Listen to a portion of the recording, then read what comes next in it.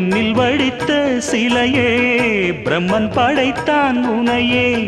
வண்ணமயில் போல வந்த பாவையே என்னை இனிக்கும் நிலையே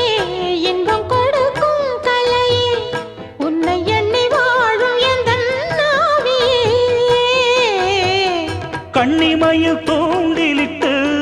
காதல் தனை தூண்டிவிட்டு எண்ணி எண்ணி ஏங்க வைக்கும் ஏந்திழையே பெண்ணை மழை ஆதரித்து பேசி தொட்டு காதலித்து